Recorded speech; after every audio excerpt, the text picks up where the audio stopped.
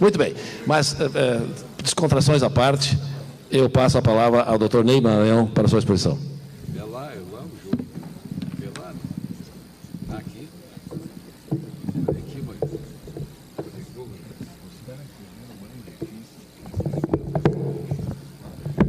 Boa tarde a todos.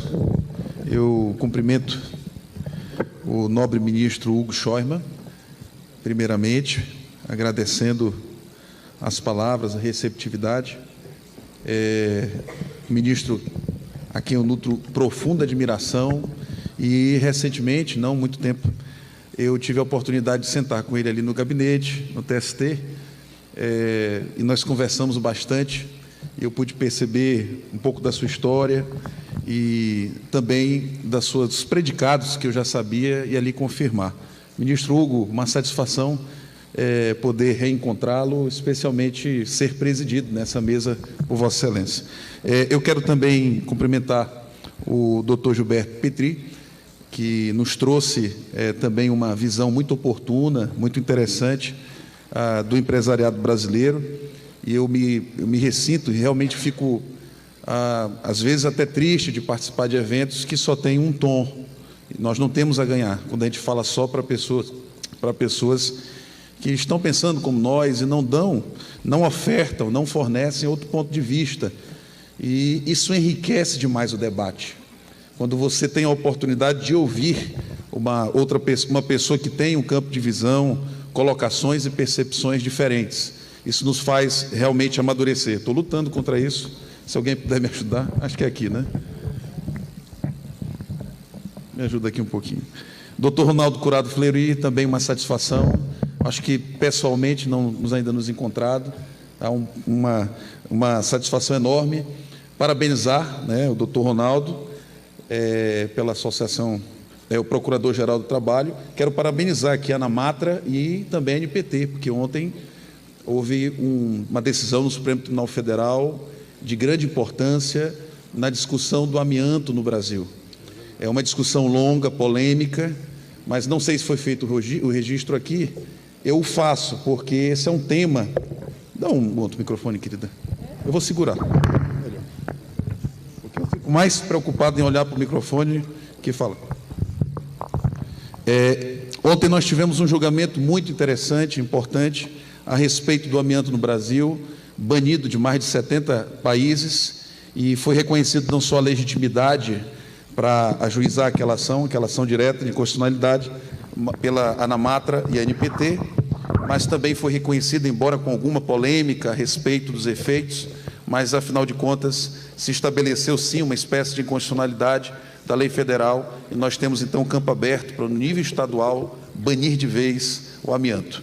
Bom, quero agradecer ao doutor Rodrigo Trindade, que eu tenho também grande admiração, um líder associativo, um juiz do trabalho de renome, de destaque, tem realmente sido um protagonista nesses tempos difíceis, nesses mares revoltosos. Nós estamos observando como o Rio Grande do Sul tem realmente lidado com bastante galhardia, e o doutor Rodrigo Trindade tem sido uma grande referência para todos nós, na combatividade, né, no empenho com que tem destacado, esclarecido muitas informações em tema de reforma trabalhista que nós estamos vivendo neste momento. Muito obrigado pelo convite, doutor Rodrigo. Obrigado pela confiança de me trazer ali de Belém do Pará, atravessar esse país todinho para chegar aqui e poder ter esse tempo junto com vocês. Eu reportei ao doutor, vocês podem estar achando estranho, é o slide dessa administração mesmo, tá? Reforma trabalhista e meio ambiente do trabalho. Parece um pouco estranho, mas não vai sair, tá? Do tema da reforma trabalhista. Eu gostaria de oportunizar vocês também refletir um pouco na ótica do meio ambiente do trabalho. É uma ótica, às vezes, esquecida, é uma ótica, muitas vezes, negligenciada, e eu vou tentar mostrar para vocês algo a respeito de um aspecto que historicamente está presente nas relações trabalhistas. Nós estamos falando de velhas formas, e quando nós falamos de meio ambiente do trabalho, isso se cruza ao longo da história do capitalismo e ao longo da história do próprio direito do trabalho. Não custa lembrar que o direito do trabalho, histórica e cientificamente, ele nasce e se origina também em razão de um combate e de uma reprimenda a ações abusivas que concediam, que ofertavam jornadas extenuantes aos trabalhadores. Foi justamente para fazer um contraponto e uma reprimenda a jornadas de 18, 16 horas, sem intervalos, em locais fechados e insalubres, que o direito do trabalho nasceu, e as primeiras legislações trabalhistas, lá pela ainda 1802, Peel Act, a Lei de Proteção dos Menores, tratava justamente de equilíbrio do meio ambiente do trabalho, limitação da jornada de trabalho, concessão de pausas e também janelas, a posição e colocação de janelas para tornar o meio ambiente mais arejado. Permitam-me já desde aqui fazer uma crítica à reforma trabalhista, quando no artigo 611b, parágrafo único, traz uma das disposições legais certamente mais insanas que a gente já leu. Eu leio esse dispositivo e releio, eu não acredito que foi votado isso. E lá está escrito expressamente que para fins de negociação coletiva, jornada e intervalo não são temas de saúde e segurança do trabalhador. É tão grotesco que a gente lê, o que a gente observa nessa disposição legal, que eu não tenho nem palavras para dizer para vocês. Porque é evidente que tempo de jornada e concessão regular de intervalo influencia diretamente na quantidade de acidentes de trabalho típicos e de doenças ocupacionais. Aliás, repito, historicamente o direito do trabalho nasceu para tutelar isso, justamente para regrar e trazer civilidade a um ambiente de trabalho marcado pela barbárie. Então não é aceitável que em pleno século XXI, o legislador de 2017 venha retornar 300 anos no tempo para afirmar aquilo que histórica e cientificamente já estava superado, que jornada e intervalo são temas, sim, de saúde e segurança do trabalhador. E aí, isso me permite enveredar pelo tema do meio ambiente do trabalho e o que a reforma trabalhista trouxe a respeito disso. Para isso, eu preciso lembrar a vocês que a Revolução Industrial, apesar de todos os avanços que ela nos proporcionou, ela também trouxe consigo ou engendrou consigo toda uma sistemática violadora da dignidade humana, que muitas vezes nós não lemos nos livros. São poucos os historiadores que enfrentam os chamados horrores da Revolução Industrial. Nós vamos ter que retornar ao estudo disso para compreender melhor os horrores que se talvez tentem implementar a partir de agora com essa reforma. Bom, o uso da meia-força foi um desses horrores. Foi a utilização sistemática e habitual do trabalho de mulheres e crianças porque eles eram mais baratos. A aferição basicamente, exclusivamente pautada no custo. A visão de que o custo é o mais importante no empreendedorismo gera esse tipo de situação. E isso nós já tínhamos avançado histórica e cientificamente. Nós já tínhamos ultrapassado esse tempo de barbárie. E agora nós nos vemos como professores voltando a ter que discutir temas que há muito estavam já deixados de lado. Por exemplo, a imagem de que o vetor do dinheiro e do lucro não pode ser o vetor único a dirigir o empreendedorismo brasileiro. Nós, por exemplo, estamos voltando a falar sobre isonomia substancial e formal. Nós vamos ter que voltar a debater a própria assimetria intrínseca do contrato de trabalho. Nós vamos ter que voltar a justificar, demonstrar e provar aquilo que há muito estava justificado, demonstrado e provado, que a relação de trabalho é uma relação entre desiguais. Embora, na reforma trabalhista, alguém que tenha um nível superior, que ganhe quase 11 mil reais, já tem o poder de negociar diretamente, e inclusive as cláusulas dessa negociação individual valer mais do que a cláusula de uma negociação coletiva. Isso vai nos fazer de novo voltar a esse tipo de discussão. Mas vamos lá. Outro horror da Revolução Industrial é o chamado sweater system.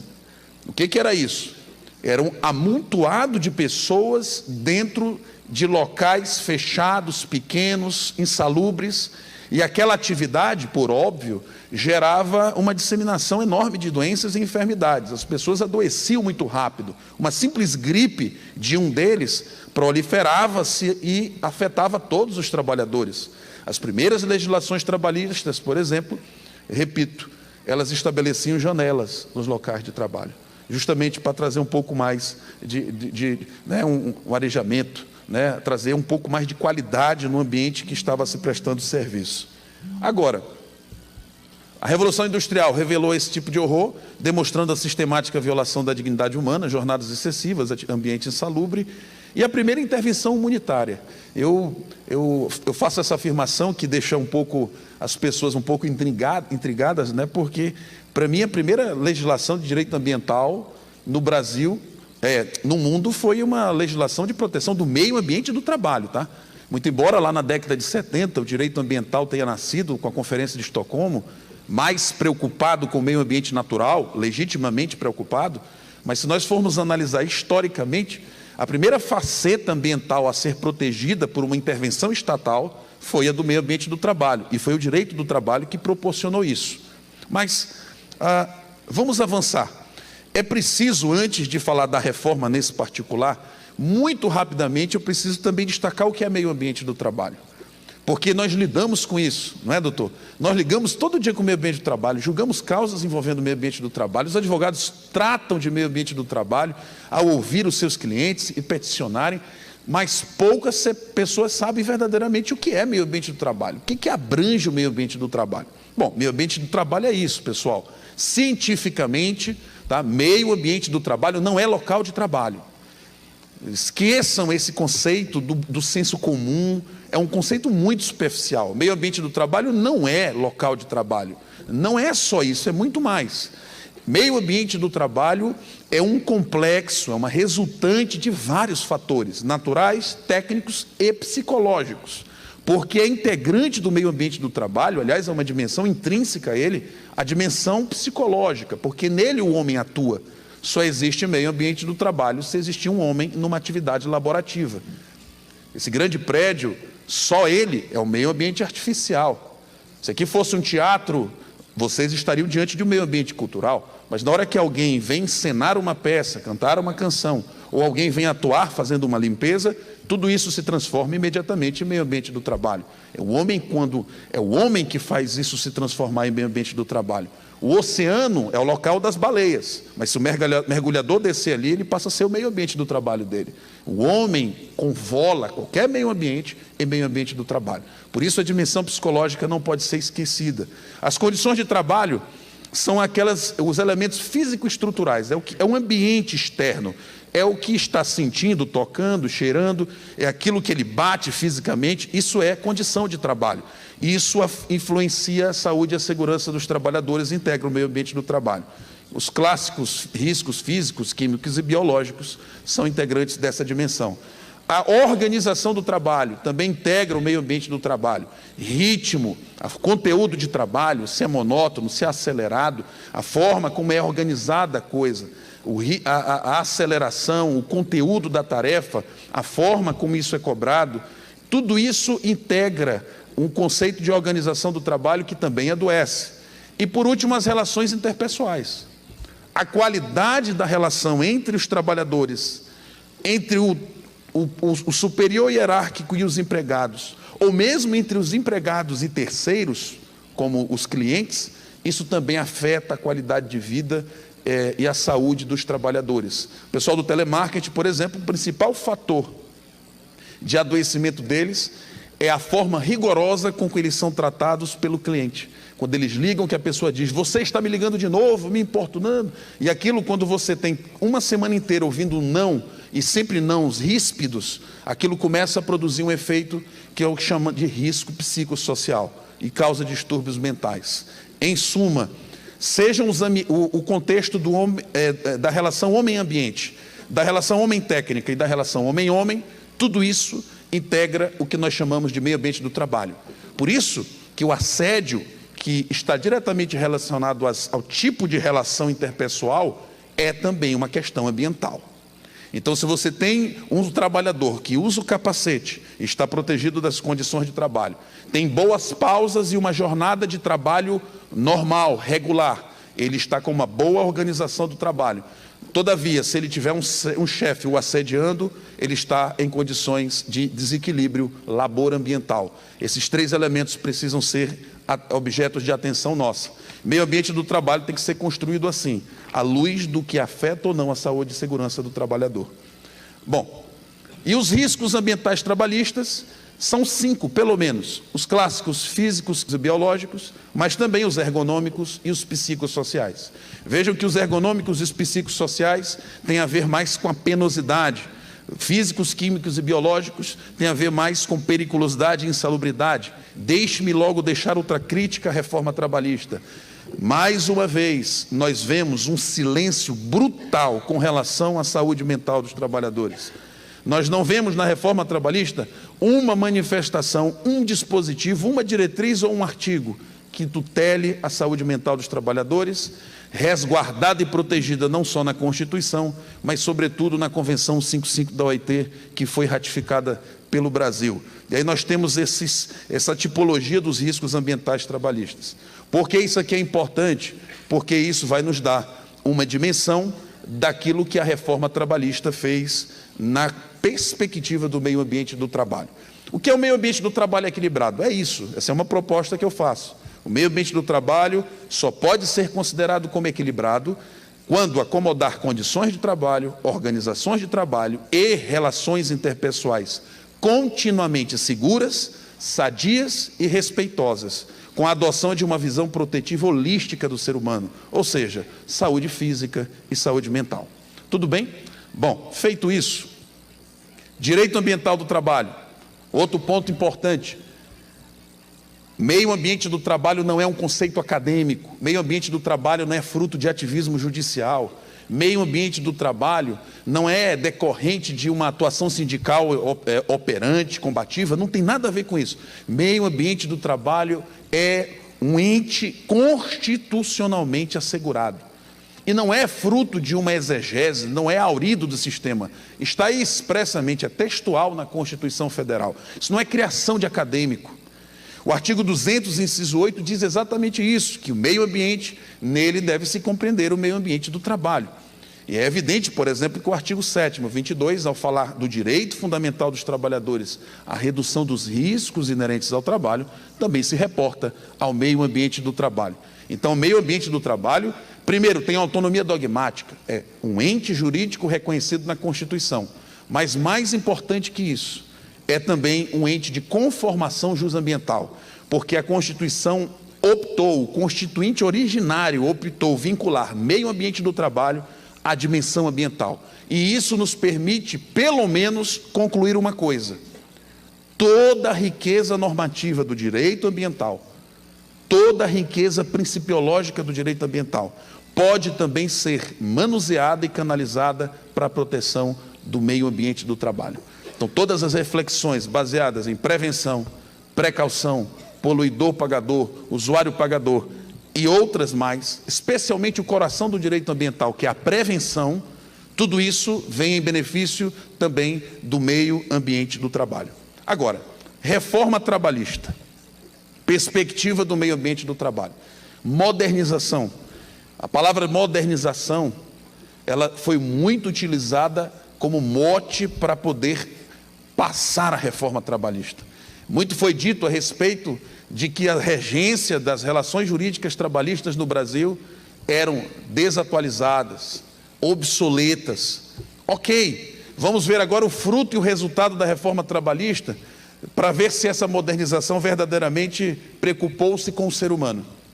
Vejam que o capítulo da saúde e segurança do trabalho, artigo 154 a 200, Rodrigo, não tem uma alteração sequer. Nenhum dispositivo da CLT, do capítulo relacionado à saúde e segurança do trabalho, foi objeto de atenção do nosso legislador reformista. Então, a modernização passou ao largo do campo da saúde e segurança do trabalhador.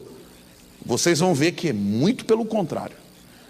Segundo, o assédio moral laboral, a disposição, o conceito legal disso. Nós temos lei tratando de outras figuras de assédio, especialmente do cyberbullying, né? Mas a figura do assédio moral laboral, também prevista em algumas legislações estaduais, seria interessante uma referência federal a respeito do assunto, tutelando a reprimenda e também a prevenção de medidas assediantes no campo do trabalho. A justa causa do alcoolismo, um dos riscos psicossociais mais assimilados no campo do direito. A CLT de 43 continua dizendo que o alcoolismo é uma justa causa. A Organização Mundial de Saúde já nos ofertou a ciência e a consciência de que isso é uma doença e precisa ser tratado. E a jurisprudência assimilou com muito bom senso, porque o juiz do trabalho é sensível, ele percebeu que isso de fato precisa de uma interpretação constritiva. Então, quando nós estamos diante de caso de alcoolismo, ao invés da justa causa, ao invés da reprimenda, ao invés da penalidade máxima, nós encaminhamos a pessoa para o tratamento, para a recuperação. Ora, não era esse o momento de reformar a legislação trabalhista e quiçá estabelecer então um novo regramento, um esclarecimento a respeito do alcoolismo como uma figura típica de justa causa? Então fica essa reflexão. A reforma trabalhista não tratou disso e não decidiu modernizar riscos psicossociais no campo do trabalho. O adicional de penosidade, já me referi aqui, é eternamente sem regulamentação. Desde 1988 se aguarda a regulamentação do adicional de penosidade. Não seria um momento ideal, adequado, oportuno para aproveitar a reforma trabalhista e também regulamentar o adicional de penosidade? Quando nós sabemos que afastamento por distúrbios mentais, psíquicos, ansiedade, estresse pós-traumático, suicídio ocupacional, tudo isso tem vertiginosamente aumentado no quadro estatístico brasileiro, a ponto de figurar em terceiro lugar, e diz-se que em 20 anos será o primeiro lugar em causas de afastamento do trabalho. Será que não seria o momento, então, de regulamentar o adicional de penosidade, que tem a ver direto com os riscos psicossociais e ergonômicos? Não houve preocupação do nosso assodado legislador, ele decidiu realmente fechar os olhos para esse tipo de temática. Saúde mental. Não há no Brasil, um estatuto jurídico de proteção da saúde mental do trabalhador. Não há uma NR específica a respeito de saúde mental do trabalhador. Isso continua ao largo da preocupação. A sociedade não suporta mais esse exército de pessoas doentes que nós temos aí. Então, é preciso sim um regramento jurídico, e perdeu-se uma ótima oportunidade para se estabelecer um marco jurídico de proteção, promoção e prevenção da saúde mental da classe trabalhadora. Veja o PL 220 de 2014, que está nas mãos do senador Paim, que é daqui, um grande congressista, e que nós tivemos a oportunidade de redigir esse PL junto com o Guilherme Feliciano, na época o meu orientador no doutorado. Isso foi apresentado, mas não anda, não caminha. Não é por falta de boa vontade do nobre senador, muito pelo contrário, já tentou várias vezes, mas não há espaço para caminhar um projeto que tutele a prevenção de acidentes e doenças ocupacionais no trabalho. Não há espaço na agenda política brasileira, ao que parece, para se pensar um pouco a respeito de saúde e segurança do trabalhador. Há uma dificuldade na tramitação desse tipo de questão. Agora, o que a reforma trabalhista fez foi, ao invés de reduzir os riscos inerentes ao trabalho, maximizar os riscos inerentes ao trabalho. Vejam que revogou o artigo 384 da CLT, o intervalo da mulher prévio ao sobrelabor. 15 minutos estabelecidos na CLT, num regramento lindíssimo, sensível, compreensível. Alguns poderiam dizer que violaria a isonomia, a igualdade, porque ao homem não foi conferido igual direito. Revelou-se então, no debate da jurisprudência, o TST chegou à conclusão de que esse regramento é legal, é legítimo e é constitucional. Estabeleceu-se que a perspectiva biopsíquica da mulher é diferenciada do homem e que o princípio da isonomia comporta nuances, dimensões, direitos diferenciados. Isso não viola a isonomia, muito pelo contrário, a realiza. O debate chegou ao Supremo Tribunal Federal e o ministro Dias Toffoli, como relator, ao final proferiu seu voto pela constitucionalidade. O Supremo Tribunal Federal, pelo seu pleno, declarou a constitucionalidade. Pouco tempo depois, o legislador reformista vem e suprime esse direito. E ainda há quem diga que não há um direito sequer. O doutor Fleury falou que não há um direito constitucional, rolou ali do artigo 7º.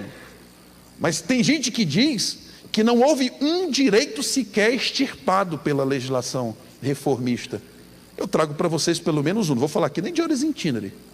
Estou falando aqui de intervalo para a mulher. Num exemplo prático daquilo que na doutrina, na teoria, se chama de backlash. É a reação odiosa a uma ação.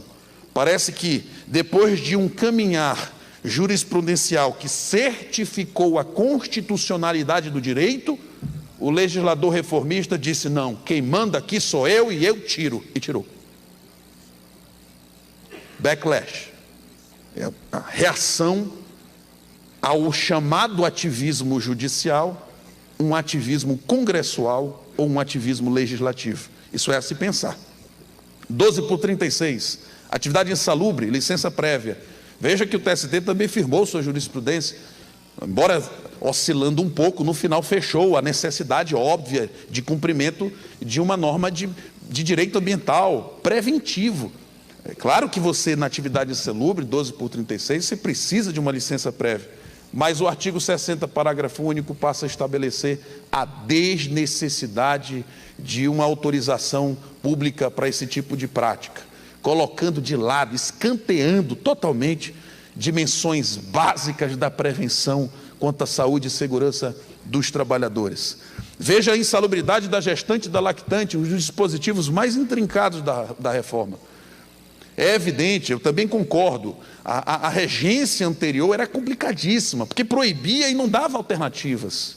Mas essa segunda regência ficou muito ruim também. Ele estabelece, pelo menos no campo da insalubridade nível médio e mínimo, estabelece a regra de que é para trabalhar, quando deveria ser o contrário, era não trabalhar. E só mediante atestado médico avalizando as condições é que a gestante e a lactante trabalhasse. Com a reforma trabalhista, procedeu-se uma inversão do ônus técnico de avaliação dos riscos laboral-ambientais. Cabe à mulher, através de um médico de confiança, dizer: o meu ambiente de trabalho está desequilibrado, vai afetar minha gestação, vai afetar meu bebê. Então, está aqui o atestado médico, eu quero sair. Ora, a Constituição Federal, no artigo 7º, 22, é clara ao dizer que é direito dos trabalhadores a redução dos riscos inerentes ao trabalho. Portanto, é dever do empregador controlar esses riscos e não submetê-los ao trabalhador. Veja que a mulher nessa situação é duplamente vulnerável. Ela é empregada e grávida ou lactante. Mesmo assim, pesa sobre ela o ônus técnico, segundo a legislação, de provar que o seu meio ambiente do trabalho ele está desequilibrado. E trago mais um fator para vocês, o fator de risco psicossocial. Num contexto de alta competitividade, no contexto de falta de solidariedade e confiança entre os próprios colegas de trabalho, num contexto que cada um luta por si e em si, eu fico a imaginar que mulher vai realmente ter a coragem de tirar o atestado que o médico lhe conferiu e apresentar para o empregador dizendo: está aqui, eu quero sair. Por quê? Porque isso implica riscos lá na frente, muitas vezes de ser discriminada ou de até numa demissão ser aquela que vai ser escolhida para ser colocada para fora. Ou a própria mulher decide não sair porque ela tem medo de outros que estão ali trabalhando direto, depois ocupem um posto que ela está atuando na empresa. Vocês percebem o risco psicossocial que envolve isso? E tem mais. Qual é o médico obstetra da mulher que vai emitir um laudo sem conhecer o ambiente de trabalho? O obstetra vai chegar um dia lá pedindo para conhecer como é o ambiente de trabalho, as relações interpessoais, as condições e a organização do trabalho. Vocês já viram isso acontecer? É evidente que um obstetra não vai fazer isso só dentro do consultório dele. Para ter condições técnicas de emitir um laudo desse, ele tem que conhecer também o meio ambiente do trabalho. Enfim, realmente há uma majoração dos riscos psicossociais. O intervalo intra-jornada, mais uma hipótese de backlash. O TST firmou a natureza remuneratória, afirmou também que não concedendo parcialmente ou suprimindo totalmente, tem que pagar todo o tempo do intervalo, porque ele não cumpre os seus objetivos. O legislador vem dizendo todo o contrário. Ele vem dizendo que agora é indenizatório e que você, concedendo em parte, o juiz, reconhecendo essa irregularidade, ele precisa deduzir, abater o intervalo que foi concedido. Vejam o perigo da análise econômica do direito, ou da majoração de riscos, porque na medida que eu sei quanto que vai ser deduzido, eu posso fazer apurações econômicas, contábeis mesmo, de quanto será o meu prejuízo, caso isso na justiça vingue o trabalhador denunciando esse fato. Isso aí realmente é uma situação delicada. Nós falamos isso porque existem estudos da análise econômica do direito que permitem uma reflexão exclusivamente econômica, que dá margem para que o empresariado, não digo que todos fazem isso, mas aqueles realmente sem escrúpulos, façam estudos e pesquisas dizendo quanto daria se entrarem na justiça? Vai dar tanto. E quanto dá se a gente continuar dessa forma? Né? Tanto. Então a gente prefere continuar desse jeito. Deixa que quem quiser entrar na justiça entre. Se ganhar, vai dar tanto de prejuízo, eu consigo cobrir isso. Então, certamente coloca o trabalhador em nova situação de vulnerabilidade. Intervalo entre a jornada, 30 minutos de negociação coletiva. É permitido negociar agora para ficar em 30 minutos. É claro, como disse o doutor Fleury, desde que a pessoa realmente saia mais cedo. É óbvio. Agora, se vier a prática de reduzir para 30 minutos, doutor Petri, é óbvio, mas se você reduz para 30 minutos, todavia continua trabalhando jornada extra, não dá. Aí você simplesmente fragilizou, né, o trabalhador, retirou-lhe o intervalo previsto em lei e o colocou numa condição de sobrelabor. E isso, mais uma vez, repito, é causa cientificamente comprovada de acidentes de trabalho e de doenças ocupacionais. Negociação coletiva, o grau de insalubridade. O legislador reformista coloca na mesma mesa de negociação parcelas patrimoniais e também aspectos de saúde do trabalhador. Vai ser possível negociar o grau de insalubridade. Então, se nós temos uma insalubridade máxima, nós vamos poder sentar para negociar o grau de insalubridade. Vamos colocar em mínima? Não, vamos em mínima, não 10, mas 9,8. Ora, a avaliação do grau de insalubridade é matéria técnica. Isso precisa de estudo técnico. Isso não pode ser rebaixado ao nível de qualquer discussão, negociação ou negociata. Não pode ser isso. O tema de saúde e segurança do trabalhador é inegociável. Isso aqui é indisponibilidade da saúde. Eu não tenho como dispor da minha saúde coletivamente, mais ainda. Eu não posso negociar a saúde das pessoas. Então, mais uma preocupação que eu deixo para vocês, uma reflexão a respeito dos efeitos que isso pode trazer para o meio ambiente da classe trabalhadora. Veja a negociação coletiva, já afirmei isso, né? Uma crítica que eu pontuei no início da minha fala. Esse artigo 611b, parágrafo único, que de forma inacreditável afirma o contrário. É como se dissesse que esse microfone é um carro. É tão grotesca a afirmativa que dispensa mais comentários.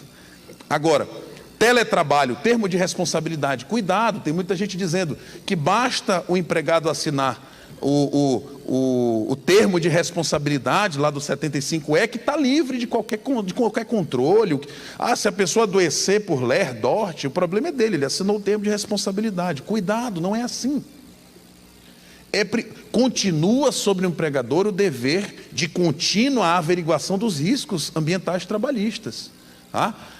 Então, é simplesmente um termo de responsabilidade, não isenta o dever constitucional do empregador de fazer esse tipo de apreciação. Aqui andou mal a legislação trabalhista, porque ela poderia ter se valido do exemplo da legislação portuguesa. O Código de Trabalho de Portugal, a Lei 7 de 2008, regra bem o teletrabalho, inclusive prevendo as possibilidades de visita, né, do técnico do empregador na casa do empregado, para avaliar os riscos ergonômicos e psicossociais.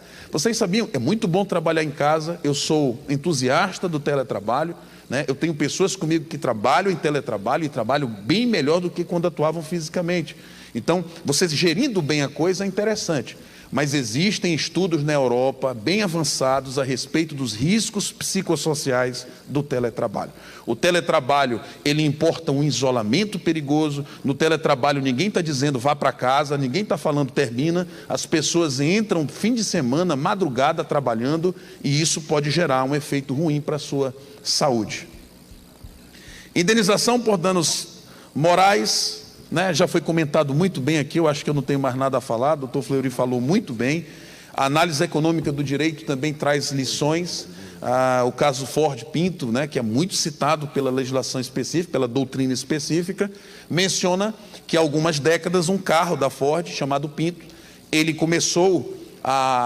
começaram a enfrentar episódios de acidentes graves. O carro explodia quando atingido por trás.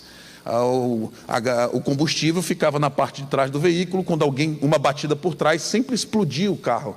Então eles começaram a estudar e descobriram realmente que não era o local adequado. Bom, o que eu vou dizer para vocês está nos grandes livros da doutrina de responsabilidade civil. Isso gerou uma discussão nos Estados Unidos, isso foi para a justiça. Por quê? Porque foi pedido pelos gerentes, pelos diretores, um estudo detalhado de quanto sairia o custo para fazer o recall.